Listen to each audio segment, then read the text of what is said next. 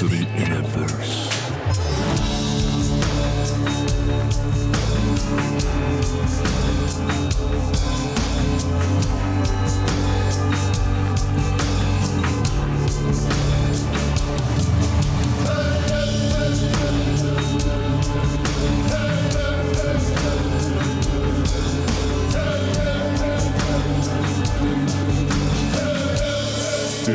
It's an illusion.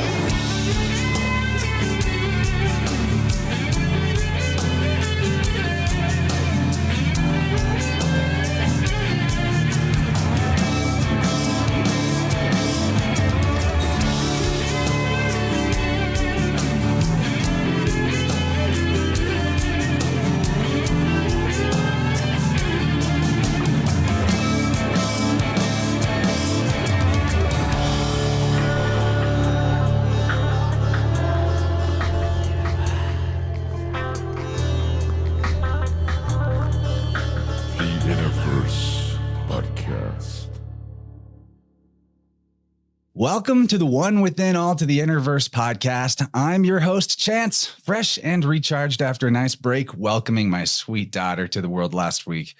And we're recording this episode from the sacred festival day of Samhain, aka Halloween. And what could be more spooky than the fact that so much of our society's dominant scientific paradigms and worldviews are upside down and inside out inversions of the obvious truths that we can perceive with our own senses in nature. Philosophically speaking, no matter what chain of logic or evidence one builds to support their particular worldview or cosmology, there's always a foundational layer that's rooted in personal choice. For example, in the idea that God created the universe, where did God come from? What was before that? It's up to each of us to decide for ourselves what we want to think there. And at some point, we have to throw up our hands and accept that some things can't be known. As expounded by Plato through the words of Socrates in the Phaedrus dialogue, the beginning is unbegotten because something that is begotten has a beginning. If the beginning were to come from something else, that something else would be the beginning. Thus, whatever the origin of all must be unbegotten, eternal, and indestructible. This is known as the ground of philosophy, and the idea that existence must have always been because non-existence couldn't exist may seem rather obvious, yet in the shaky footing of modern scientism, the very ground beneath our feet is warped and stretched into a globular fraud through guile and trickery and the blind acceptance of authority as truth rather than truth as authority, which has the masses spinning through an imaginary infinite void on an infinitesimally small and insignificant lump of dead rock. That's right, folks. Today we're striking at the very heart of all deceptions, the globally repeated lie so big that in the words of Goebbels, people just have to believe it. A polarizing topic to be sure, but if I've gained any credibility with you listeners who might think the Earth-shaped question is a waste of time or flat out crazy, I beseech you to stick around for the following conversation with a man who certainly earned my trust over the time I've been reading his work, the gifted research synthesizer and paradigm uprighter, Mark Gober. In episodes past, we've covered his books on the lines of virology, the hard problem of consciousness, UFOs and entity contact, and a lot more. And today we've got a ticket to ride down the most flat-out insane roller coaster of mass deception ever built on this amusement park called Earth. In his brand new book, An End to the Upside-Down Cosmos, Mark rethinks all of the modern theoretical physics from heliocentrism to gravity, and most importantly, to where we think we live in this most mystifying mundus. I'm sure that like many globe skeptics, the last thing Mark wanted was to have to throw in his hat with the folks that society has labeled crazy and foolish. But the fact of the matter is that the process of conversion from the globe to off of it, even if that's to a place of I don't know, is a one-way street. So prepare for a tour de force through the myriad tentacles of the big machine and its space farce as we deconstruct the theories, agencies, and ideologies behind the greatest widespread psyop and fallacy in human history. Everyone please join me in beaming a warm psychic welcome through the luminiferous ethers of our collective soul to the most authentic question asker and research analyst of our day, the illustrious Mark Gober. Welcome back to InnerVerse, man, and thanks for being here for a third round. Wow, thank you, Chance. And that was beautifully spoken and written. Really appreciate the introduction. I do my best. You know, I put in maybe 30 minutes of work on that. God knows how much time you put into these books, but the fact that you crank it out in half a year or less is just incredible. I remember the first time we talked, I asked you if you were going to approach this topic. I can't have been the only one. And certainly, like many others, I rejoiced whenever you announced that this book was coming out. And it is the comprehensive but grounded and level-headed, pun intended, take on this subject with plenty of space for I don't know, but lots of apophatic ruling out of what is obviously false. It is the shit. I love this book. What inspired you to get around to doing this one? I mean, this is a hurdle right here, mentally and spiritually and socially. Well, I want to take you through my own paradigm shift process, because this is book number 7. And I didn't start off with book number 1 questioning where we live. I started off, as we talked about in a previous interview, looking at the nature of consciousness and the nature of reality more broadly. So do we live in a random and meaningless universe? Do we just cease to exist in terms of our consciousness when our body dies, or is there some part of us that continues? Those are the kinds of questions I was asking initially. And many other paradigms I've come across during this process of just looking at reality differently, like from a political lens, from a UFO lens, medicine, and so forth. But over the last few years, more and more people have been asking me about where we live and the nature of this place. And I would say it started to ramp up in terms of people nudging me, including you, after my book, An End to Upside Down Medicine, which is the one that preceded the Cosmos book. Because that book, the medicine one, looks at the germ theory of disease, which is widely accepted in the allopathic model, looks at questions around viruses. I'm trying to be careful with my words here. And what I realized is that many of the people who were asking those questions that I wrote about in the medicine book were asking the same questions about cosmology, meaning they saw logical fallacies being applied in allopathic medicine. And they said, look, it's the same issues that we have in cosmology, where people are jumping to conclusions improperly very often. So I was getting nudged from many different angles. And it really started in terms of me like looking at this in earnest when Steve Young's book came out. It's called A Fool's Wisdom. This was in April of 2024. He has a PhD in theoretical physics and writes in this book that after looking at this topic for many years, he feels with 100% certainty that we don't live on a spinning globe, even though he's not 100% certain what this place is. And he went through a lot of the bullet points as to how he got there and emphasized that he didn't start there as a theoretical physics PhD. He was more just trying to debunk all the conspiracy theorists, so to speak, who were saying that we don't live on a spinning globe. And he said, well, this must be easy to disprove. And after spending many, many hours and years on this, he concluded that there was a lot of validity to what the globe skeptics were saying. So that was pretty powerful just to read that. And of course, it was one opinion, albeit a powerful one. So that didn't change my life right there, but I think it was the first domino in a lot of ways that really got me thinking about it. And right after Steve Young's book came out, I went to a conference in Texas called Confluence, and it's run by Alex Zeck and The Way Forward. And there were a bunch of people talking about it there. And I got some nudges at that conference. And then I started looking to it more deeply, and I came to the same place that I've come with all the other paradigms that I've examined, which is, okay, there's something really important here. It's a complex topic. It's not something that you can maybe just glance at for a day and realize what's going on, because it's not just, we're talking about cosmology. So it's like not just what is Earth, but what's Earth's place in the cosmos. What is the cosmos? How did it start? Was there a Big Bang 13.8 billion years ago? How do we explain motion in the universe? Is gravity or Einstein's general relativity, are those correct? So it's like, or even magnetism, like where does Earth's magnetic field come from? You end up in all these different areas that require a lot of investigation. But that's something that I've done in my other books too. So I got to a point where I realized, okay, I should be able to prove the existing cosmology, which is a series of claims that are being put forward about how the universe works, and basic physics and cosmology. And the more I looked at it, the more I saw that science has been jumping to conclusions, perhaps improperly. And before I pause, I just want to emphasize a logical fallacy that I keep talking about because I'm seeing it everywhere in science, cosmology, politics. It's called affirming the consequent. Medicine, affirming the consequent. Basically, the technical way of describing it is, if X, then Y, Y, therefore X. Let me give an example that's simpler. If it rains, then the grass outside will be wet. The grass outside is wet, therefore it rained. So that second statement, that because the grass is wet outside, we know it rained, could be true. That's one possible explanation, certainly. But there are millions of others that we could come up with.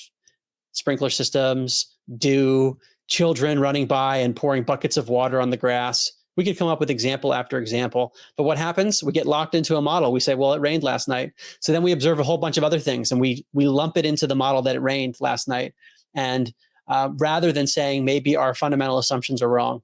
So there are certain things that can be explained by the current cosmology, but that doesn't mean the current cosmology is correct, because there are also many things about the current cosmology that we can't explain, certain anomalies that violate what we would expect. So just because a model can explain certain things doesn't mean that it's the correct model. That's basically what I'm talking about. And another way of saying it is that we, when I say we, I mean just say society broadly and science, often jumps to a model of causality to explain what causes something or why something happens. And then when we get locked into that model, we end up force fitting new observations into that model, which may or may not be correct. So much there.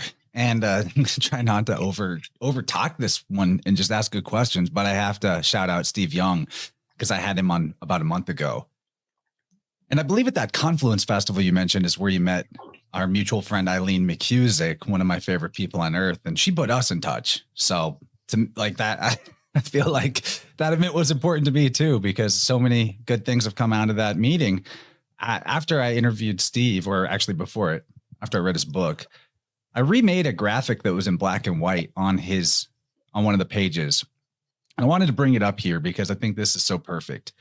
The thing about science and all the stretching that it does to force fit its model, it's interesting to me as somebody that studies ancient esotericism and the mystery school traditions, that things that the science puts forward as the prevailing paradigms tend to be a materialistic, as in a despiritualized repackaging of old cosmologies from the ancient world, like the Big Bang, an infinitesimally tiny point that contains all matter, that's in a chaotic disorder that explodes and then forms into everything. That's the cosmic egg. There's no difference. It's just a matter of the packaging, how you describe that. So in this graphic here, for people just listening, we've got the Tower of Babel, and there's these foundational ideas from bottom to top, starting with atomism, then heliocentrism, gravity, evolution, germ theory, cowpokes, and then cooties at the top. And, there's more things that we could layer in here. But it's important to understand that all of these dominoes that Mark is knocking down, you just pull out any one of them and the Jenga tower falls. But the fact is, each of these things is fallacious and you can poke holes in it. And with modern people's belief about this stuff is like one of the big fallacies, that they'll be quick to point out any problems with an alternative model or theory, but they'll just ignore all the many glaring problems in their own. And it's really not fair. But hey, just thought I'd get your take on how this Earth shape and cosmology question fits into the Tower of Scientific Babel as you see it.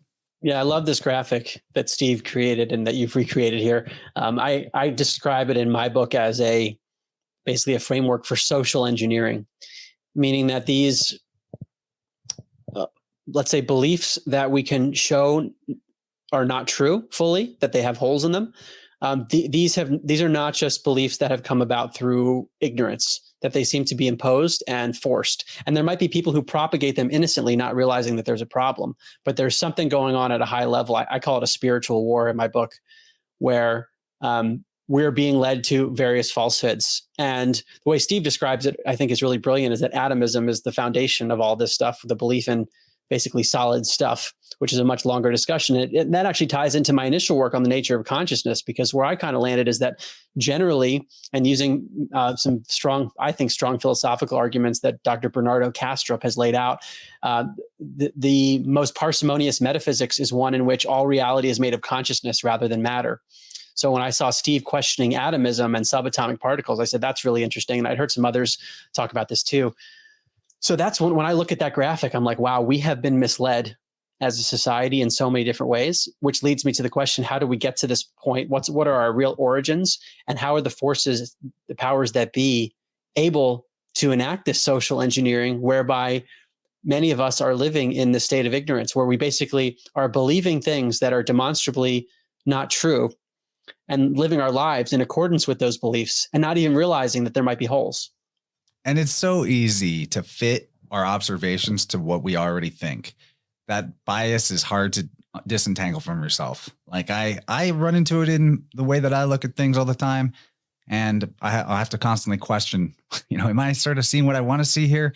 So a lot of the deception is actually kind of a nescience where people accepted the foundational ideas and then they start building off of them and they come to crazier and crazier conclusions, which your book shows really nicely at the beginning, getting into stuff like dark matter, dark energy, which I do want to come back to. But for the sake of the order that I like to take this subject and take people through it, I'd want to start more at the end rather than the beginning in terms of the order your book took, and talk about the space agencies and the space missions and things of that nature. Because to me, that's the number one linchpin that actually makes people believe in outer space and the Earth as a globe, alongside, of course, the Hollywood, Star Wars, space opera of the movies, right? That's a big part of it too. But that's where I want to begin, because I think that that's, especially like my parents' generation, is what they're most attached to, is we went to the moon, Right. Yeah. It was a big one for me too, because it was hard for me, even as I was coming across scientific evidence that challenged the mainstream cosmology. In the back of my mind, there was always NASA, ISS, space agencies since roughly the 1950s. How can we reconcile everything that governments have been doing allegedly with the fact that the cosmology doesn't seem to work scientifically, or there are holes in it? So in my book, it's chapter 6 that I get into the space agencies, but for a lot of people, it's like the first thing you need to ask, because like the implications that there is such a big lie within governments, it starts to invoke a level of conspiracy that many people are uncomfortable with. And I think I still have a hard time with it. But when I look at it rationally, there are big problems with what we see from space agencies, many anomalies, and also a lack of evidence, bulletproof evidence that would put all these debates to rest. So let me just give one example, then I'll go to some of the anomalies with moon landings. But this is, if we wanted to prove a spinning globe, there would be an easy way to do this, which is to have continuous video footage of a spinning globe doing a full rotation, not cutting out. You'd have the full globe there. And that means you could zoom in and see buildings on the top standing up straight, buildings on the side of Earth sitting sideways, and buildings on the bottom of the ball sitting upside down, all at the same time. And you could see a person standing upright on the top and upside down on the bottom, and all the oceans sticking to the ball and so forth. We don't have that.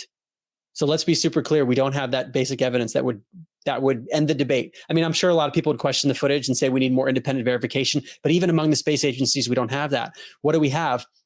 We have a picture from 1972 from the moon, allegedly. That's the last one that has been taken of Earth that is not composite or CGI, meaning computer generated image, or an artist's rendition. But even that image, if for those who want to believe that the moon missions happen in the way we're told, is not of a sphere, it's of a disk. You see a circle, you don't see the full sphere in that picture. And then he would question whether the picture has validity. And then there have been new renditions of this blue marble photo, for example, on the Apple iPhone. And there's a NASA artist who created it, who has been open, and I quote him in my book in his interviews, saying it was photoshopped. He literally had to do his own rendition of what he thought Earth would be. So that's he created it from data. Yeah. And he made a flat image and wrapped it around a ball. I mean, he just lays it all out. And I think that's a point that goes totally over people's heads, or they had no idea that there's no image of the Earth from space later than that 1972 image. And everything else is admittedly Photoshop, or if it's a partial shot, it's admittedly fisheye, et cetera, et cetera. But it's like, this isn't even hidden stuff. Like this enough, it should be the biggest red flag ever of like, hey, well, maybe the thing we thought was proof is not really such proof. Yeah. I mean, we do get some images that are of, let's say, at a high altitude, but that's not showing the full Earth. And like you said, the fisheye lens is a real issue. So there was a stuntman, Felix Baumgartner, maybe about a decade or so ago, in conjunction with Red Bull. He went up really high and took a picture. And that picture apparently shows spherical curvature, but it admittedly uses a fisheye lens. And the question we have to ask also is, given that there is a specific model of what Earth is, it's a sphere, it's a ball, or more specifically, it's an oblate spheroid, meaning it's supposed to be slightly bigger at the equator, so it's almost pear-shaped, but it's basically a sphere. And and with a radius value of roughly 4,000 miles at the equator, and given that model, we should know what the spherical curvature would be at every altitude of what you would be able to see. And we're talking spherical curvature, which is distinct from circular. People get confused with this because I'll hear some people say, Mark, I was on an airplane and I saw the curve. And then the question is, did you see down and away curvature in every direction? Because you're supposed to be at the top of the ball, down and away, down and away. What they're talking about is more like dome curvature, which has to do with the way that we see. It's called the azimuthal grid of vision, where as things get further away, there's a distortion, and we have curved visual space. That's different than spherical curvature. But in any event, the images we get from NASA and other space agencies, we need to know the altitude they're at. Then we want to calculate what would be the down and away curvature and see if that even matches. And even with all that, we'd want to see the full Earth. So we get these partial images, and we're supposed to extrapolate the full Earth. And it's like, if all these billions of dollars are going into space exploration, you can't provide just that basic proof of visual or video proof, or even, how about this one, showing Earth within the solar system in its alleged place, where the sun's at the center and you got Mercury and all the other planets in their respective orders, and showing Earth as a sphere within that sequence. Where's that? When you really look for it, you get fuzzy stuff, and it's like, okay, that's a little weird. Well, with their model, that one would be hard to pull off because of the supposed distances between all of those so-called planets, right? And that they're not lined up like billiard balls for a shot, typically, unless it's some great cosmic alignment. But still, the point is, I think, made well enough here that in the land of HD photography and videography, and the $68 million a day NASA budget for decades, this is a big hole. This is a really big hole.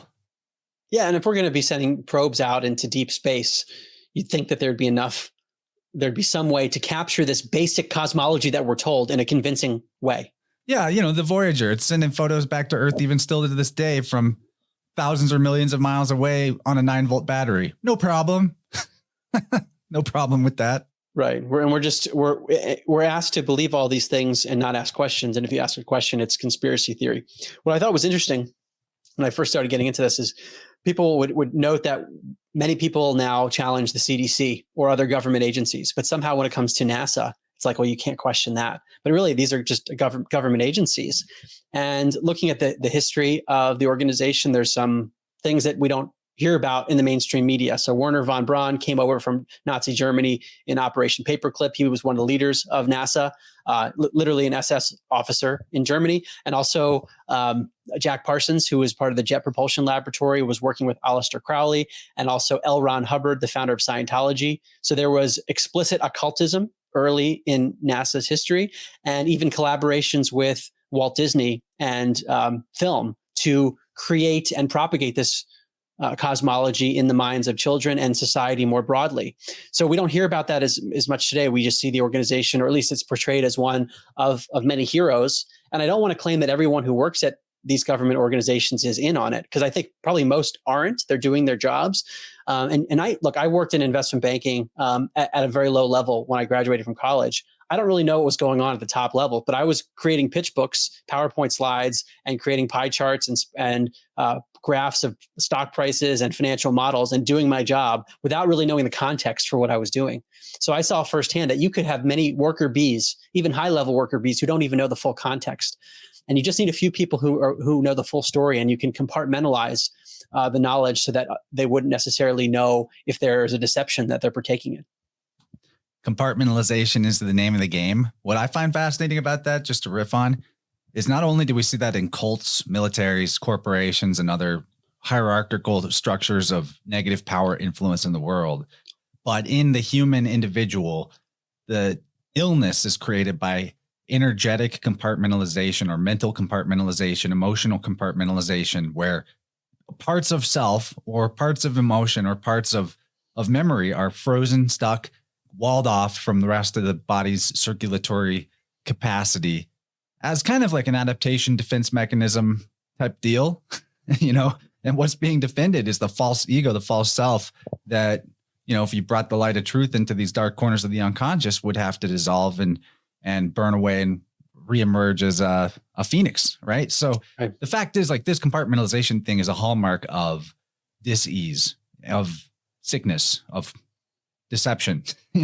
of bad stuff. And that's just part of the deal.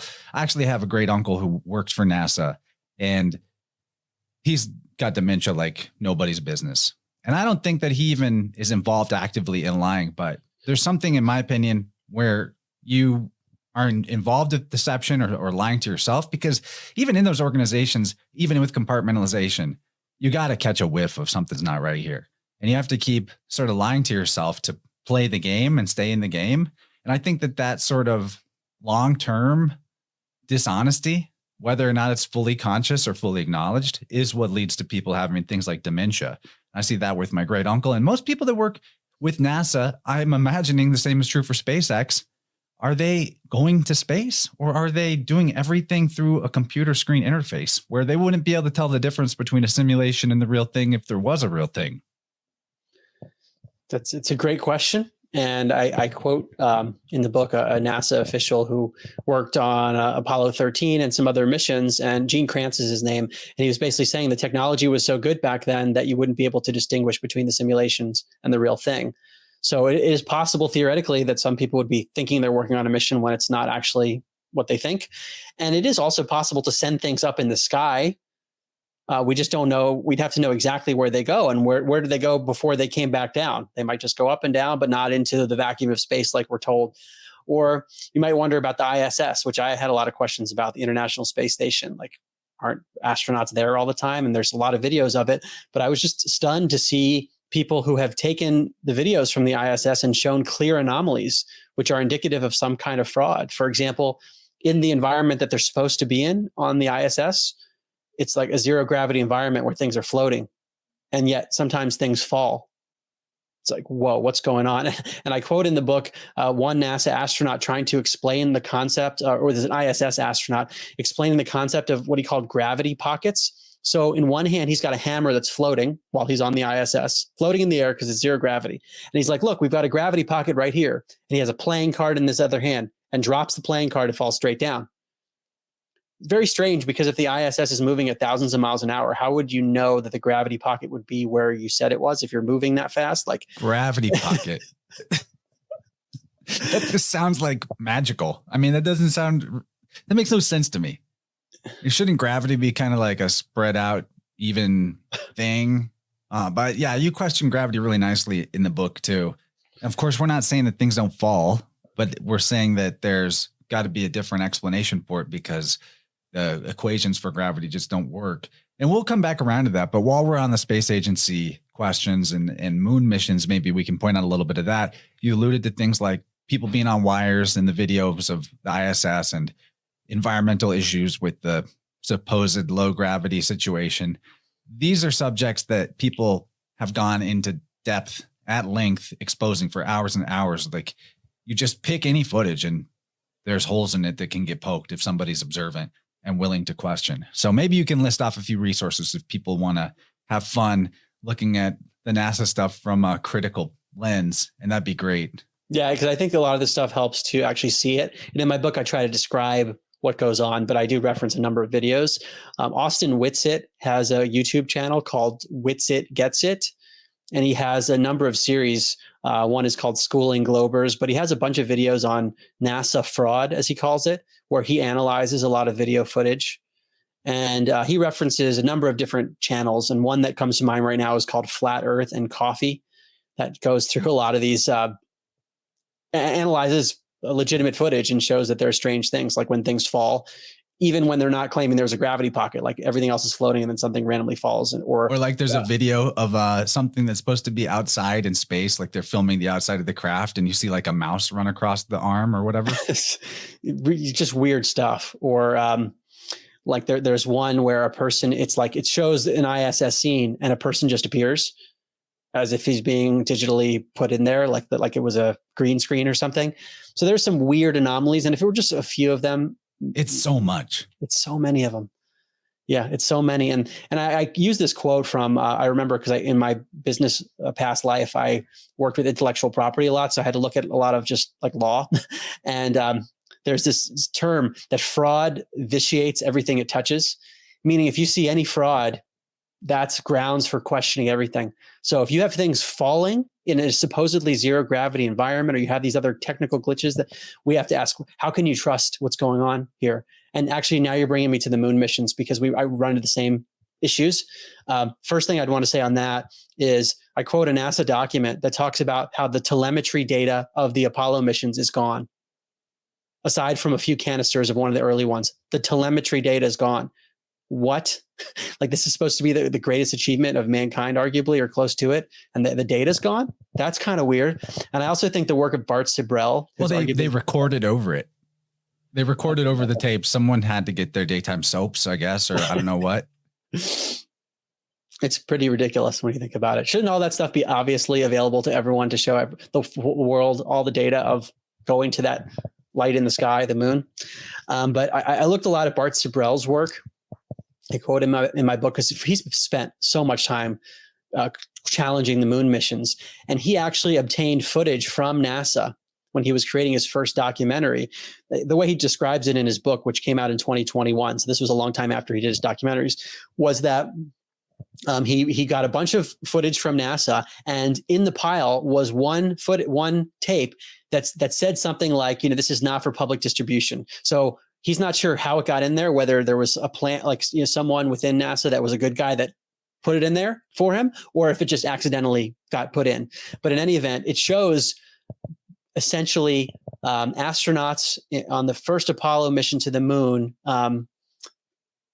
forging footage of Earth, or the image of Earth, basically creating it in a window by using transparent pieces of paper. And you have someone talking on the phone with another person who might be the CIA. That's what Sibrel speculates. But this is footage anyone can watch, and you can see they're clearly not being honest in the footage of what they're showing of Earth on their way to the moon, allegedly. So again, if we go to this statement, fraud vitiates everything it touches, that's a huge red flag. Yeah. And one of the things of speaking of the moon missions and the astronauts, really interesting when you get into the psychology of these so-called moonwalkers and orbiters and how messed up they were after they came back. But first of all, I just got to give you a lot of props because of the fact that you're on the board of Edgar Mitchell's Institute of Noetic Sciences, which I think has done a lot of great work. I think it's a wonderful organization, hugely helpful, especially for pushing the needle on the whole hard problem of consciousness issue. So definitely not throwing shade at ions, but it's founded by Edgar Mitchell, an Apollo astronaut. So you going against the grain of the Apollo missions in itself kind of took some cojones, which I applaud you for. And I know that you're just interested in getting to the truth of things, and you probably nothing else is really more important to you than that, which I agree with, and that's great. But not everybody would have been able to go against the establishment that they had some involvement with in that sense. Yeah, you're actually the first person to bring that up in an interview. But yeah, I did join the board of the Institute of Noetic Sciences in 2019. And I should clarify that my views on these topics don't necessarily reflect the views of the organization or the scientists there. This is my own independent exploration. It was founded in 1973 by Dr. Edgar Mitchell, who and what IONS is focused on is the nature of consciousness, really, which is where I started my work, looking at whether telepathy is real, mind-matter interaction. But I never met Edgar Mitchell. So he passed away before I joined the organization. So I would have loved to have talked to him. I certainly know people who knew him. But I'm nobody interested. is all good or all bad either. So, he's clearly done something good by creating this organization. That's been my approach to it, because I've transformed my life in large part due to the science done by IONS, because they've spent 50 years publishing peer-reviewed studies that challenge the conventional materialist view of consciousness. So I think there's a lot of amazing stuff, and there's some amazing scientists there. But yeah, that was an interesting thing for me to just try to reconcile all these things. And without having spoken to him, I can't really say what exactly happened. But I have had to think about it a lot with regard to all astronauts, and just, let's say, anyone who's involved in something that many of us are questioning. And I always talk about multiple things in that regard. One is, I guess, fundamentally, non-disclosure agreements. This is something I dealt with a lot in business. And when you're dealing with secret stuff, people sign agreements where they can't disclose things. They have literally bound themselves where they can't. So we always have to keep that in mind, especially in this area, because who knows what kind of non-disclosure agreements are signed. But then when you start to get into the dirtier stuff that I'm sure your audience is familiar with, blackmail, bribery, threats, and even mind control. And I mentioned mind control again. What I'm saying here is going to be all speculation, but I think it's reasonable to talk about because MK Ultra is a known government program, basically putting people through various forms of torture to manipulate their mind and even to create sub-personalities that the individual doesn't know exist. So they could end up with dissociative identity disorder, where one personality has skills that it's been programmed to have, and another personality doesn't even have them. So the point is that there are sophisticated technologies that we know the government has in order to be able to suppress memories, to control the way people think. Who knows what could be done? And the Apollo missions fit the timeline of MK Ultra's culmination too. Very good point. And something that struck me. So when I did my podcast series in 2019, I interviewed a number of people. So it's called Where Is My Mind? It's still available on Apple Podcasts and Spotify, everywhere else. It's about the hard problem of consciousness. And I interviewed many scientists who have been studying near-death experiences. I interviewed Dr. Dean Radin from IONS, who's been studying mind-matter interaction and telepathy and all these other things. But I also interviewed Russell Targ, who was one of the leaders of the US government's psychic spying program, which started in the 1970s. And there's a lot of evidence that this was real. Number one, I've talked to a lot of people who were involved in it, but also there are declassified CIA documents that validate this. But what Russell Targ told me is that over $20 million went into this program, and it was funded by many government agencies, including NASA. And he listed NASA among many others. And it kind of just, at the time when I heard it, I said, oh, that's credibility to this program. And now when I hear it, I'm like, wait a second, why would NASA have an interest in psychic spying and understanding the mind? That's pretty interesting. That doesn't seem directly related. But if you think about it from the perspective of mind control, and again, I'm speculating, I don't have any direct evidence, but we know many of these astronauts have had psychological problems afterwards. And I quote a woman, she's a space psychologist named Ia Whiteley, who talks about what happens. Like many of the astronauts become alcoholics. They've had lots of problems. They end up in a bunker after the missions, and who knows, and they say it's because they want to protect them from potentially harmful microbes that they were exposed to or something like that, or protect other people around them. But like, we don't know what goes on there. So we have to ask the question, to what extent is mind control employed within all government agencies, but even space agencies? In other words, you could have people that don't even know they're being mind controlled, and they're spouting a narrative that is not theirs. And it might not be uniform, where one person could be mind controlled, another person's under a non-disclosure agreement, another person's been threatened and blackmailed. Like we don't know, but we have to ask those questions. I also appreciate that you didn't kind of just jump to the conclusion that a lot of conspiracy people do, which is like, well, it's Freemasons.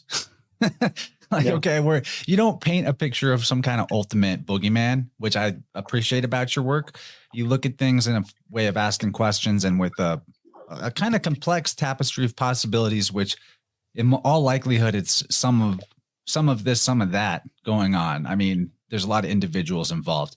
I also think it's really funny, the fake moon rocks that got handed out. Yes. So one, I actually want to find a quote for you, Chance, because when I was reading the audiobook, I had to read this line multiple times because I was laughing too hard. It's a sad story, but it's so ridiculous that it's funny. One example was that there was a moon rock given to a leader of the Netherlands. It might have been the prime minister or something. And it has now been shown to be a petrified wood or something. Like it was not a moon rock. But the example that I mentioned in the book, and this I'm quoting from findlaw.com, which is actually evaluating legal documents, that there was a woman who contacted the space agency for help selling a rice-sized rock, in part to cover her son's medical bills, because obviously it would be super valuable if this came from the moon. And NASA then organized a sting, detaining her in a Denny's parking lot and declining to let her use the restroom, even as she wet herself. Okay, over a rice-sized rock. Good guys. Those are the good guys. This is why I love Owen Benjamin had a t-shirt he was selling for a while that it said NASA, the early years, but the S in NASA was the double lightning bolt SS symbol, because this means what it is. Yeah, that's pretty crazy. I mean, when I've told people that story, this was a woman who had been her deceased Apollo engineer husband received this tiny rock from Neil Armstrong, who apparently went to the moon, as a souvenir. And the other one, I want to get the exact facts for you. It was a lunar rock. This was given to the prime minister of the Netherlands, and it was valued at 308,000 pounds, and it was turned out to be petrified wood. Like, these things should not be happening. Like these, I think there's a tendency among some people just to sweep an anomaly under the rug. But to me, anytime there's an anomaly that doesn't fit the model, like, these are major red flags. Fraud vitiates everything it touches. So, and that's what I like to try to get people thinking about when I love my mom so much. She'll actually listen to me talk about the earth shape stuff. And she even has come along to the point of thinking that we didn't go to the moon, which is tough for the boomer generation. That was such a big pivotal moment. So I like to just say, hey, if we can prove that they lied about this thing that's this big, why would we just take their word for it for anything else? And that applies to everything from images from deep space and Hubble and et cetera, which you go through at length, doing a great job poking holes and all that, or just flat out demonstrating what's disproven about it. We could go on and on about the moon landing problems. I mean, the Van Allen radiation belts, like, there's just so much about it that's hilarious. Don Pettit, the NASA official, who's like, oh, we'd go back to the moon in a second, but we destroyed that technology. Is there anything else you want to tack on as to just where people might want to put their attention if they somehow still think they're still attached to this moon myth? I would just say, evaluate the footage that you see and the claims made very carefully, and look at it from the perspective of you're being shown something that you're told to believe that you can't independently validate, because you're not at the place where you claim, where it was allegedly coming from. So rather than accepting it as fact, ask a question like, does this footage make sense? Do the shadows make sense in the footage? Like, should we be seeing things that we aren't seeing, and so forth? And I think Bart Sibrel has probably done the most comprehensive job, but there are many others throughout the years who have looked at the moon landing inconsistencies. And so I do think it's that just perspective shift to say, like, a claim is being put forward, and rather than accepting it as truth, it's their burden of proof to prove that it's true. Like, they're coming forward with a claim that something's true. We don't have to be, as someone who questions it, we don't have to know exactly what the ultimate truth is. All we have to do is to show that what they're saying is not true. And so it doesn't seem like that burden of proof is often applied. It's more like, well, we've shown this to you, we're NASA, and therefore you have to believe us, otherwise you're a conspiracy theorist. And when I see that kind of reasoning, to me, that alone is just a big reason to question it. Yeah, man. Okay, let's talk a little bit about physics, because that's where you actually begin in the book. And I think it's the best way to go about before we start making theories about alternative possibilities is to just rule out everything that we were previously accepting as true. And most of modern theoretical physics, once we go beyond Newtonian classical physics, which is by and large actually quite great classical physics, is Einsteinian, relativity and all that. I particularly just have zero trust in a guy who married his first cousin and then had sex with that first cousin's daughter, his stepdaughter, who's also basically his first cousin removed or whatever that is, weird dude. Tesla has a particularly good burn on Einstein. Never bought his theories where he says because relativity is based on space-time being a single fabric, and that gravity or mass bends space-time like a bowling ball on a mattress, right? But how can you bend space or bend time? How can you bend that which has no properties? Space, by definition, is devoid of properties, right? It's the emptiness. So how can that have a property? That just doesn't work. And Tesla, that's how Tesla puts it. And that alone should be enough to be like, hey, this entire idea is built on contradictory concepts. Space is the absence of properties, yet Einstein is saying that space-time has the property of being bent. No, unless you are talking about something other than space as we understand it. So anyway, where do you want to go with disputing modern astrophysics, theoretical physics? There's so many avenues. Yeah. Well, the preface I want to give is that we just spent a bunch of time talking about space agencies, and there are people who question space agencies without questioning the greater cosmology, or they don't question the nature of Earth. So we're going through some things that could be viewed as independent areas, but to me, when you put them all together, it leads me to question the entire cosmology. So I want to make that clear. You've got a lot of moon landing skeptics who believe the cosmology of a spinning globe. for example. Whereas I would question the moon landings, space agencies, and the spinning globe, including the physics, which helps us get there. And I wanted to start the book with this topic because we're told that 96% of the universe is made of dark matter and dark energy. That's a mainstream belief, meaning that we don't really understand the vast majority of the cosmos, and only 4% is the type of matter that we even understand. And I even started my first book into Upside Down Thinking, talking about dark matter and dark energy. And the point I was making then was, look, there's so much that we don't know, therefore we should be open-minded. But in this book, I started from a different lens of like, okay, what's dark matter and dark energy? Because are these entities even there, or are they just made up because our physics is wrong? And in particular, I started off talking about dark matter, which is supposed to be like roughly 25% of the universe, and the rest is the dark energy, and then the 4% of matter that we do know, allegedly, and the origin of dark matter. So it was allegedly discovered in 1933 when an astronomer named Fritz Zwicky was observing a cluster of galaxies called the Coma Cluster. And based on the quote unquote laws of physics, meaning Einstein's version of gravity, known as general relativity, there was missing mass. So there was under 1% of the mass expected to match the observation that he saw. So that I guess there was a choice. One, you could say, all right, we've got to reevaluate gravity and Einstein's general relativity because maybe they're just wrong. Or maybe there's just mass that we don't understand that's there. We can't really detect it, but it must be there because we can't question Einstein's relativity. And that's the latter is what seems to have happened.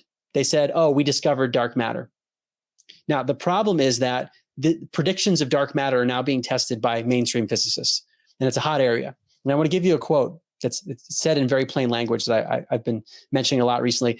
Pavel Krupa, he's an astrophysics professor at the University of Bonn in Germany. And I quote him in my book, but there's an IAI.TV article that I found since writing the book, which summarizes this really well. This is what Krupa says in the article.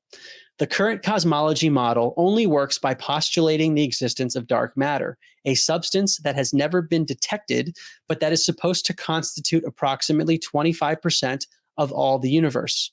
But a simple test suggests that dark matter does not, in fact, exist.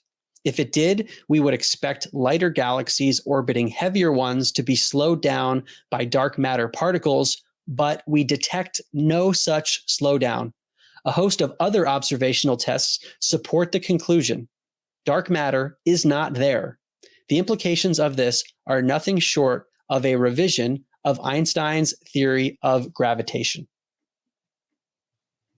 And when you say that they're testing dark matter or dark energy, testing these theories, when they say that, what they really mean is we're running computer simulations. It's all abstract. There's nothing to test. You can't test something that doesn't exist, that you can't see, that you can't find. So that's the big thing with the science trademark is that, and this is ubiquitous, not just with physics. It's in all the branches of physics, like biology too, that the majority of so-called research is being done through plugging numbers into simulations based on theories that have been accepted as law, and then seeing what it spits out and saying that must be the truth.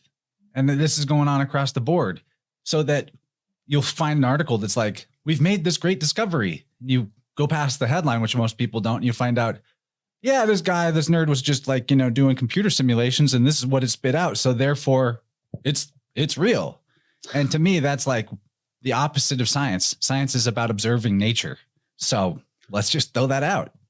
Right. Well, we see this affirming the consequent logical fallacy everywhere here, where basically you can come up with one explanation that could explain all these observations. And you say, well, we just discovered why it is, while ignoring all the other ones. So we end up with these, when you think about it, kind of absurd belief systems. The absurd in the certainty with which we hold them, of knowing what stars are made of that are supposed to be like thousands of light years away, or however far they are, like to say that we know with certainty what's going on based on our observations of like little pieces of data, then we run to these conclusions, or to say that we can understand what happened at the Big Bang 13.8 billion years ago based on little pieces of data that we create a model around and say this is the model, versus all the other possible explanations to explain the data. And what I think what happens is people trust the science, like you say. They trust the experts because these are people who have degrees. And what the people with degrees are saying is, well, we're theorizing based on these observations that the universe works this way. And then instead, that word theory basically gets dropped over a period of time. We say, well, this is just how it is. And this star cluster works this way and this one works that way. But if you really start to ask people, how do you know the thing that you're telling us is true? What's the basis for those assumptions? What I'm finding everywhere is that the assumptions are often very shaky. So speaking of shaky assumptions, let's move over to gravity, which is a big one because it's one that we can at least, it's a label for something we actually do feel and experience, which is, things falling, density. And we could just explain it by layers of density, which maybe we'll get into. But the big daddy of gravity, Isaac Newton, who allegedly might have even regretted coming up with this particular theory later on. There's a thing in physics called the three-body problem, where if you're trying to come up with the motion of more than two bodies and how they interact with each other, I'm grossly simplifying it here, but it becomes a totally chaotic mess. And so when we're talking about a solar system that's embedded in a galaxy, that's embedded in a universe where there's potentially these gravitational forces based on the enormous masses of various bodies moving around each other, then you're calculating for this force of gravity based on the mass of the sun affecting the Earth based on its mass. But what about the mass of Jupiter? What about the mass of the moon, Saturn, etc.? It goes on infinitely. And this has never been solved. It's never been solved. And in fact, just the very chaos of all of those interactions left Newton to actually say, which I think is super funny, because it just brings us right back to the doctrine of the destruction and regeneration of worlds, which is at the foundation of all the myths of antiquity, that eventually things fall into chaos and then they're destroyed and then they're reformed into order again. Like this happens cyclically. Newton said that, I'm paraphrasing, that if, with all of these different bodies acting on each other, inevitably too much chaos would be introduced into the solar system and the perfect clockwork of God's order would fall out of balance. And so periodically, his only way to solve this was that God must periodically readjust to put things back. So this is the guy that came up with the theory. And can you speak on that? Like how this, we have this media perception that they've sorted out gravity and the motions of heavenly bodies and all that's basics. And we're on to dark matter and fancy stuff. But has that really been solved? Even in the computer simulations? Yeah, I was just shocked when I looked at all these assumptions to realize how shaky this stuff is.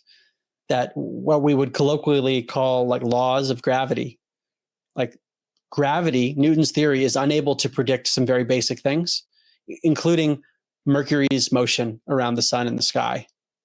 So if we have this theory of motion that can't do that, among other problems, like some of the ones you mentioned, it's not a theory that works. It's flawed. So let's say we had a model that says that all swans are white, and you go around the world and you find a million white swans, and then one day you find a black swan. Your law was that all swans are white, and you found a black swan. Your law is wrong. So if there's an anomaly that your model can't accommodate, it's got problems. And gravity's got some big problems, including this Mercury issue, the three-body problem, many other things. So I think that is actually acknowledged among physicists. And Einstein came along, and his general relativity theory was supposed to cover up for it. So Newton's idea was that an apple falls to the ground because mass is attracting mass, that there is some force within matter itself that is bringing other matter to it. So the mass of Earth is much bigger than the mass of the apple. Therefore, the apple falls toward the Earth. That's the idea. So again, you made this point before. I want to emphasize, we're not questioning here whether or not the apple falls to the ground. The question is, why is it happening? Is it because mass has this mystical property that mass is attracting mass, or something else going on? So what Einstein did is he said, it's not actually mass attracting mass. It kind of looks like that, but it's mass is bending space-time. And that gives the appearance of mass attracting mass.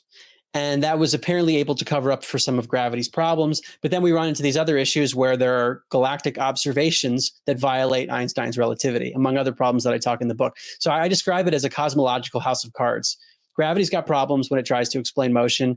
Relativity comes along and that's got problems. And then we end up with a universe where 96% of it is mysterious stuff that we've plugged in.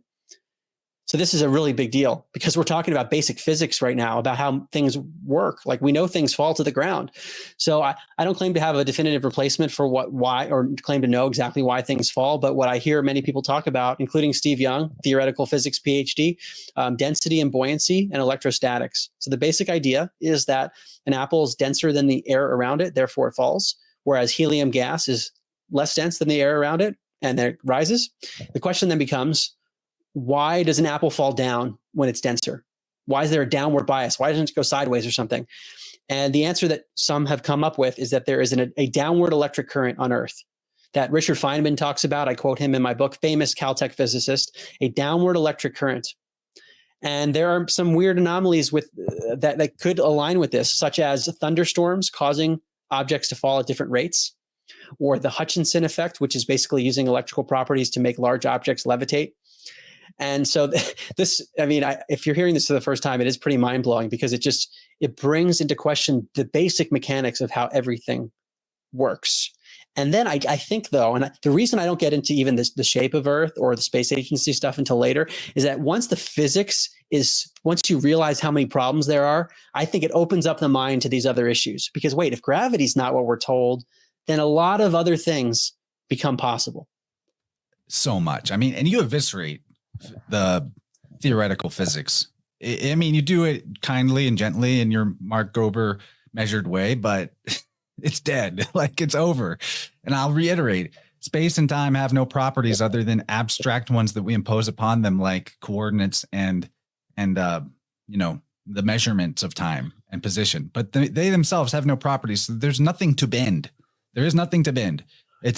It's unbelievable that that kind of mental gymnastics is accepted as foundational for trying to build all other astrophysics on it. So with that said, when we rule out gravity and we have these things like electrostatic forces that you're talking about and all that, then now all of a sudden anti-gravitic technology becomes a real possibility, which is probably a good reason for why to conceal this by getting everyone's mind muddled with false information.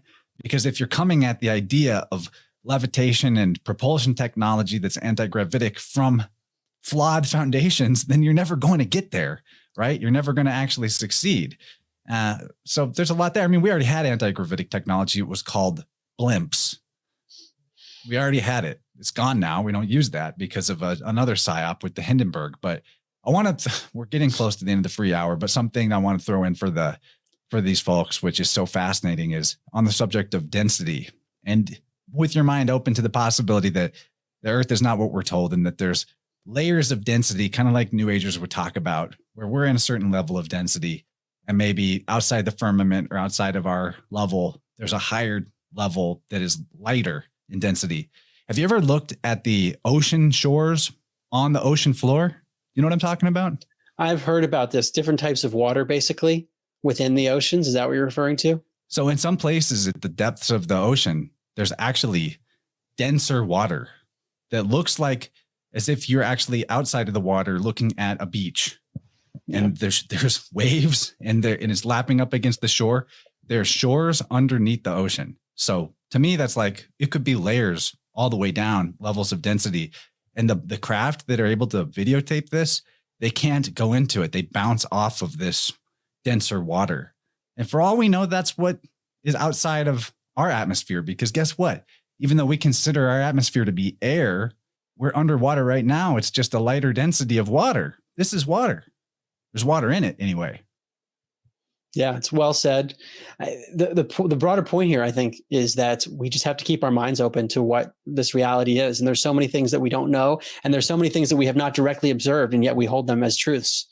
So it's like, I think it's important to just keep our minds open to these, like the unknown unknowns, things that we don't even know that we don't know, that could be true about where we are. And that's what this whole conversation to me is about. It's what does it mean to say that we are here? Like, because I would always ask the question, who are we? Why are we here? And I didn't ask what here was. I didn't say, where do we live? Because I just had the mainstream cosmology so deeply ingrained in my mind as a framework. And what hopefully this conversation is doing is to pick apart many of the assumptions that are probably keeping us in just a false model of where we are. That's fundamental to our existence. If we don't know where we are, we have a false picture of it, wouldn't that then just keep us off center in some way, keep our consciousness off. Maybe our body even would know something that okay, you're living in accordance with some kind of falsehood. Brilliant, man. I loved the first hour here. Next half, we're going to talk about geocentrism, and then we're going to talk about the actual question of globe or flat or plane, and whatever else we can weave in along the way. But I like that we did the apophatic method of ruling out some stuff before we start making theories, and there's more to rule out as we go forward. It's so fun to talk about this with somebody that's like rational and well-researched. And I learned a lot from your book. To give it another plug, which you can do as well, this is the best book on the subject to hand to a normie who might be willing to at least entertain the questions, who likes physics, who likes space, and who maybe is like ready to question fraud or whatnot, because this book is fully rational. Anybody could read this and they can leave it thinking whatever they want to think, but you're not pushing any kind of agenda on them. And you're not making wild, high octane speculation without at least some ground for it being plausible. And it's just clear, easy to read, great audiobook too. Couldn't recommend it highly enough. It's the best thing you've done. And I say that even after the excellent virology book. So keep doing what you're doing, man. And if you got closing thoughts for the free hour or anything you want to promote, please hit us with it. Yeah, I just want to thank you for saying that. I really appreciate the kind words. I wrote the book to be something that would start someone off on this journey of trying to explore. And I have hundreds of citations in the book that have much more detail. It's been interesting so far. So we're speaking, let's say, weeks after the book came out. And I've heard from a lot of people who have never looked at this topic before. And maybe we're never super closed off to it. Maybe they just thought it wasn't anything worth looking into. And that's how you talked to Joel and Erasmus. Like they kind of made fun of me one time for being not on a globe years ago. So I was like, yes, they got Mark on to talk about this. Yeah, they're very open-minded. And that's what I'm finding is that people are saying, okay, something's up here. That's the feedback I'm getting. And so it's been, every time I put a book out, there's a bit of fear just naturally of what are people going to think I'm totally nuts. Largely so far, the feedback has been extremely positive. So I'm going to keep my fingers crossed that people keep looking at it rationally. But it also gives me confidence that I'm not crazy. If people are looking at the same stuff I'm looking at and they're like, okay, that makes sense. That helps validate it for me too. Cool, man. Well, anything you want to plug or finish out with for part one? I'll just say that all my books are on Amazon, the newest ones, and Into the Upside Down Cosmos. Subtitle is Rethinking the Big Bang, Heliocentrism, The Lights in the Sky, and Where We Live. All the books are available in hard copy, Kindle, and Audible. Yeah, the Audible books are excellent. Great way to consume this material, narrated by Mark himself and super clear. Good stuff. All right, looking forward to part two, heliocentrism and the shape of the place. We're going to tackle all that and I'm sure some more. So see you guys on the other side. Thanks for being here. And thanks to the supporters for following us to part two. See you in a minute, Mark. Thanks. All right. We made it. The end of another excellent episode. And I especially thank you if you made it all the way to this point as a globe skeptic, I think there's probably a lot of preaching to the choir with this audience in terms of the subject matter that we discussed with Mark. So if you're somebody that was more on the fence or maybe even staunchly anti, earth shape questioning, I think, if you're sitting here listening to me now, you're at least curious to know why we're talking about this. But the biggest question is, why does it matter to you? And I'm going to come back to that in a second, but I got to just promote Mark's book one more time. Into the Upside Down Cosmos, his best work, in my opinion. Really good stuff. All of his books that I've read have been great. I've done 4 out of the 7. So I'm definitely a big fan. And I appreciate the style of research that this could be somebody's first encounter with the material. And they would do a lot better than just Googling it, especially with the way the internet is these days and the censorship around this topic. It's one of those topics too, with how much there's censorship and little blue boxes under the video when you talk, probably under this video even, that give you the kosher cosmology underneath the questioning videos. Every other thing where there's some kind of fact checking censorship program, wrong think warning type of deal. on social media and on the mainstream internet websites, all those other subjects, if you look into them, you know that it's opposite day. And why would they be guarding with fact checkers and censorship a topic like this, which theoretically, if there was nothing to it, if, oh yeah, those flat earthers are just ridiculous. Well, what's it harm anybody for people to talk about it? Why does there need to be this campaign to restrict people's perspective about it? Really? I mean, it's a question worth asking. And then the bigger deal is like, what does it mean to you? Like, why does this matter to you? And I've been really pondering that one, especially with some of the life changes that have gone on. Becoming a father, if you didn't hear, we did it. We've got our daughter. Everything's awesome. So I'm back in the saddle again after a nice dadcation. And man, the baby bliss is real. Definitely feeling a renewed purpose. And okay, I'm going to come back to that. I should probably get my order straight and tell you guys about the Plus extension first. So in the second hour, if you want to check that out, that's on my Patreon, my YouTube channel membership, or rockfin.com. All that linked in the episode description or the notes under whatever it is that you're watching or listening on. In the second part, we talk about the heliocentric misconception and how heliocentrism is not what people even think it is in terms of the motivation for how the mainstream philosophy turned that way. It's called the Copernican principle. Why? What is this Copernican principle? Why is it said to be abhorrent to the mind or to science for Earth to occupy a special place in the cosmos? We also talked about the goofiness of the Galileo story.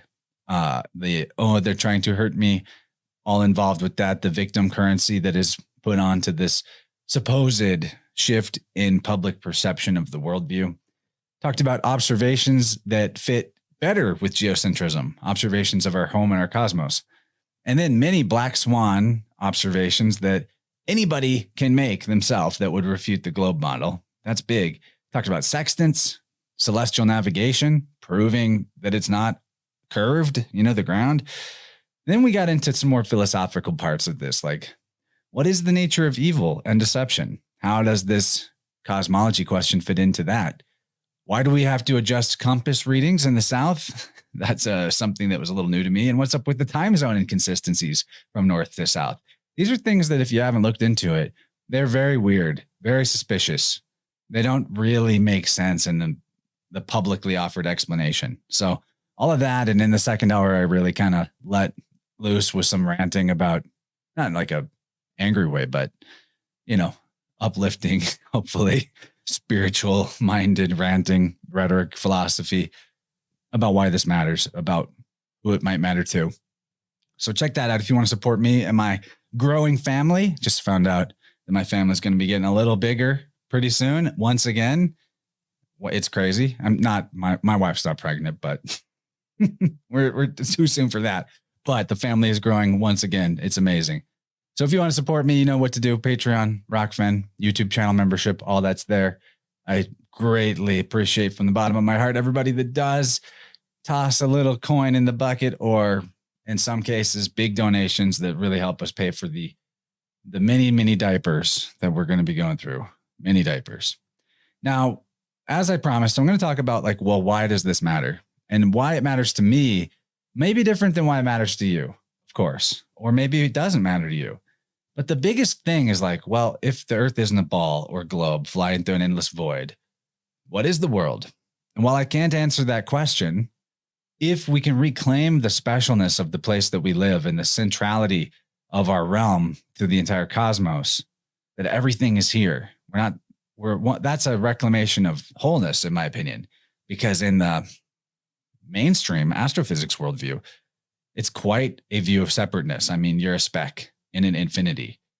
And while maybe it's functionally not really any different one way or the other, what you think, maybe it is, because I really think that this realm, this world, is a realm of wishes. And we're here to experience our desires made manifest, our deepest wishes. What our heart intends is something that it always achieves in one way or the other. And it can be a little bit like a genie situation where careful what you wish for, Or in the case of the most excellent book, The Never-Ending Story, the hero Bastian learns that the more wishes that he makes for things that do not actually align with his soul or his true self, the more he forgets who he really is. And I think that happens to people here. I think people, first of all, just forget the fact that they're wishing. And the God or the universe doesn't necessarily make a very good distinction between or your body, especially is like this, doesn't make a good distinction between what you say you don't want or what you focus on or obsess over that you're afraid of versus what you say you do want. And I noticed that the people that have a lot of things they obsess over that they just can't have, that's, terrifying to them, that really gets in the way of them thinking about wishing for what it is that they do want. So if this place is special, if there's something central about this realm, we don't have to know exactly what it is or why we're here, but it does lend credence to the possibility that what I'm saying is true. And like I said in the introduction, with philosophy, you get to choose your ground. So what do you want to stand on? Do you want to stand on an infinitesimal speck of dust, or do you want to stand on a living, breathing parent, divine parent that is here to help you grow and to give you what you want and to let you fulfill your potential through the many resources that this parent is able to provide and manifest? That's what I think the world is. And in my life, I've had some big wishes in my adult life that seem like the timeline on these wishes coming true is actually speeding up the more that I embrace the fact that, yes, you're allowed to have wishes and that they are possible. Like, first of all, I wanted to become a podcaster. That was a big wish. But the person I am now required quite a lot of adjusting, that ended up being a wish that was aligned with my true self. So my external egoic self had to change a lot and get into much better alignment with my true self for that wish to come true. But it did come true. It did. I mean, look, I'm doing it. It's great. And my next wish after that was to, maybe this is even kind of an earlier wish, but I put it on the back burner for podcasting sort of, and there's some overlap, but I really wanted to be able to put my energetic abilities to use for helping people see their own wholeness. I want to say heal because that's kind of the colloquial term, but to help other people see the innate wholeness that they have. And that's what biofield tuning is for me. That's something that I've achieved as a wish to, gained proficiency in that enough that I really am able to be of service with folks, and many folks do come and get sessions and have great life improving experiences, insights, epiphanies, healings. I mean, we'll just call it what it is. And after that, once I got to that point, it's like, what is my next wish? Well, my next wish was, and this is in a way an earlier wish, but again, it was backburnered because I think the closer to my core the wishes are, the more I have to change to be able to achieve that wish. But it has been happening and I've gotten there. And like the wish since I was a child was that I wanted to be a dad. And that kind of got on the back burner till I achieved these other two. And then it became my main focus, like really wishing and praying for that to happen. And now I'm a dad. I had to find the right person, had to get more aligned in myself for that to be possible. But the timeline on having a beautiful daughter was actually quite short from the point where I met her mother. And what's next for me? I've gotten this big wish. What's the next one that's the thing that can propel me forward, the thing that I can align even closer with my true self to achieve? And I have been pondering that. And by the way, I found out in human design that my daughter has the left angle incarnation cross of wishes. So I had to talk about this because if the realm is not this infinitesimal tiny dot flying through an infinite void, why shouldn't it be why shouldn't it be the parent that fulfills our desires and helps us find our expression of our potential? It's great. So next for me, just dropped my phone. Dogs went off. Okay. So next for me is I would like to study and sharpen my rhetorical abilities and my philosophy, because from up to now, I've done great. I'm not saying that I'm bad in these areas, speaking from the heart and the things that I have studied in philosophy, the beliefs and the ground I've chosen to stand on. I think those are all doing really well for me, but now I'm interested in going beyond symbolism, beyond language, linguistics, philology, mythology, and all that, and into real philosophy, into real rhetoric. And what I mean by that is like the Platonic sense of rhetoric, the medicine for the soul, basically. That's how Plato describes it in The Mouth of Socrates, that the way that medicine operates on the body, rhetoric does that for the soul. And so that's what I'm on next, is to study that and to be able to be an artist with my communication and my rhetoric, where I'm working from principles and technique, not in like a manipulative or persuasive sense, but in a way that I can understand the categories of different people and how they're going to hear different things, and the categories of types of speech, bring all those together so that I'm able to have a better impact on more people in a way that is letting their soul feel inspired to unfold further. So that's my next wish. I got to pay it forward. That's kind of part of it too, is like, I've got all these blessings. So how do I get sharper, better? And that's also going to be something that grows my soul, of course, because it's all really one soul, the world soul. So what else did I have on my list? Yeah, that's pretty much it. It's been a great talk with Mark. I know I really went off into the weeds here in the outro, but this is the stuff that's on my mind, on my heart. I'm sure that a lot of you can resonate, and I'm glad you're on the journey with me. This is just the beginning. I'm a whole new dude, whole new dude, same word. DD, dada, that's me. You can call me daddy. No, please don't.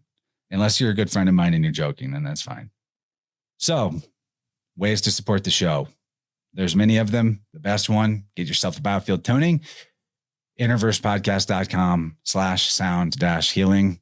Other ways that you can do things that benefit both of us mutually.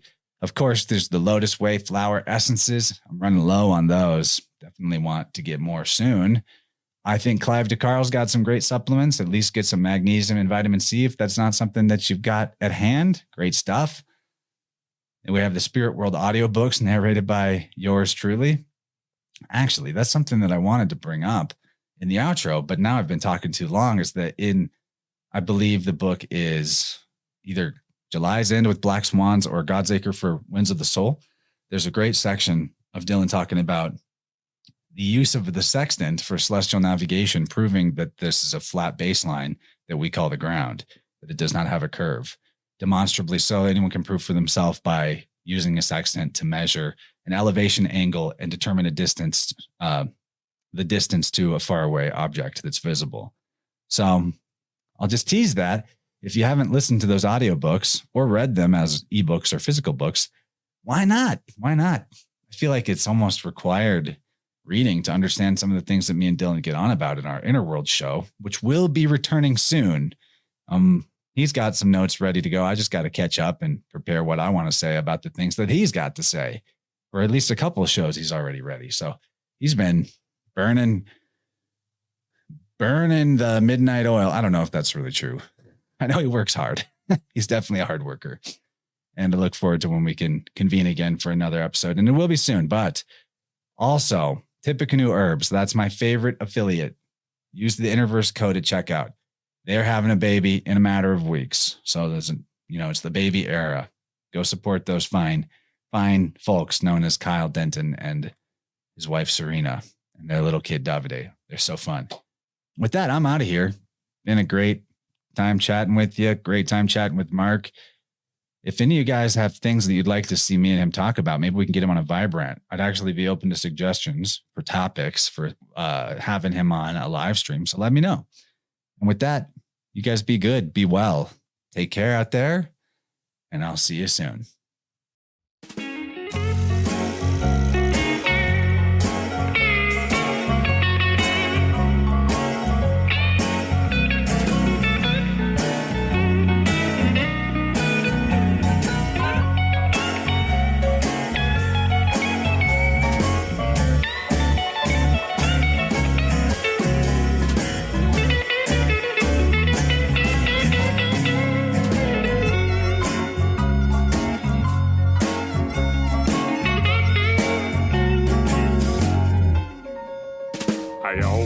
wanted to be an astronaut.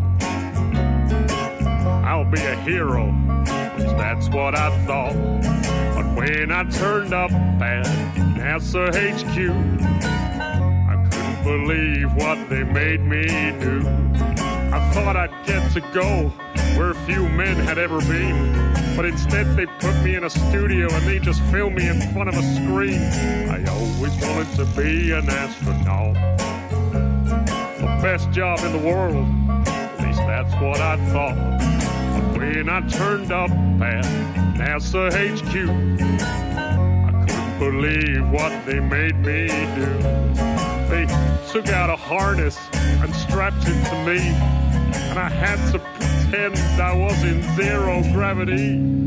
I always wanted to be an astronaut. I'll be on the ISS, at least that's what I thought. But when I turned up at NASA HQ, I couldn't believe what they made me do. They told me that the ISS was all in my head, and I'd be going on a zero-G plane instead. Oh man, that was awful. This ain't what I signed up for. I threw up in that plane, you know.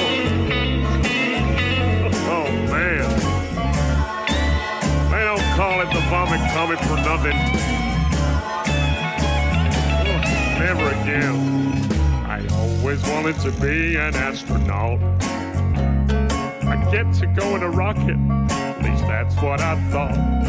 But when I turned up at NASA HQ, I couldn't believe just what they made me do.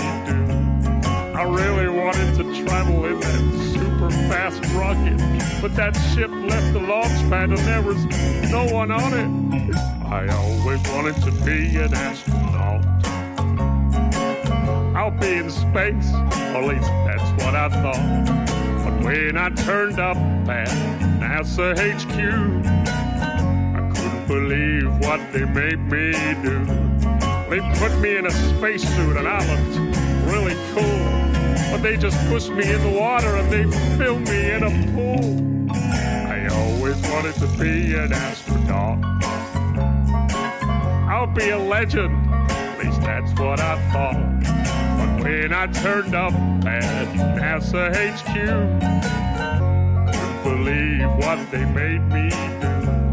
Instead of doing something good for humanity, they made me the biggest liar that there ever could be.